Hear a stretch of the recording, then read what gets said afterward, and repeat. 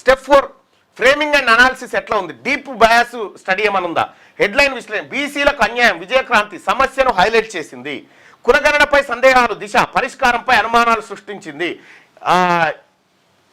ఇజేగి రుణాల్లో ఉత్సవట ఏది మన ఓబీసీ రుణాలకు సంబంధించి, ఇది సాక్షి పథకాల అమల్లో లోపాలను రాజకీయంగా వాడుకుంది, ఓటు బ్యాంకు సాక్షి నమస్తే తెలంగాణ పత్రికలు బీసీలను కాంగ్రెస్ ఓటు బ్యాంక్గా వాడుకుంటుందని పరోక్షంగా ప్రస్తావించాయి. ఇక రిజర్వేషన్ల విషయానికి వస్తే విజయక్రాంతి దీన్ని హక్కుగా చూపించగా ఇతర పత్రికలు దీన్ని ఒక డిమాండ్ లేదా భారంలాగా చూపించాయి. ఇక మిగతా పత్రికల సంగతి చూడండి.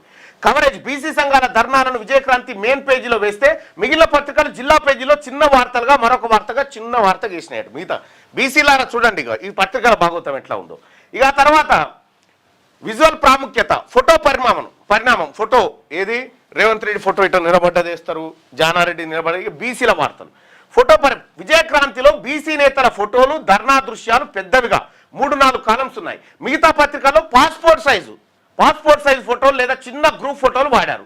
బాడీ లాంగ్వేజ్ విషయానికి వస్తే మెయిన్ స్ట్రీమ్ పేపర్లో ఈనాడు, ఆంధ్రజ్యోతి బీసీలు ఎప్పుడూ వినతి పత్రాలు ఇస్తున్నట్టు అభ్యర్థించే భంగిమలో చూపించబడ్డాయి. విజయక్రాంతిలో మాత్రం నిరసన తెలుపుతున్న ఫోటోలు ఉన్నాయి. చూసుకోరి పత్రికలు ఎంత డ్రామా ఆడుతున్నాయో బీసీల పట్ల. స్టెప్ 3 రాజకీయ కోణం ఎట్లా ఉందంటే గవర్నమెంట్ వర్సెస్ ఆపోజిషన్లో బీసీ అంశం పూర్తిగా రాజకీయ రంగు పులుముకుంది. ప్రభుత్వ పక్షమేమో మన తెలంగాణ బీసీలకు మేలు జరుగుతుందని, ప్రతిపక్షం సాక్షి నమస్తే తెలంగాణ బీసీలకు ద్రోహం జరుగుతుందని, తటస్థం నిర్లక్ష్యం V6 వెలుగు, ఈనాడు, ఆంధ్రజ్యోతి పెద్దగా పట్టించుకోలేదు.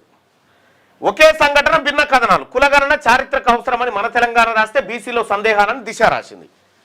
చూడండి ఈ పత్రికల కథ. ఇంకా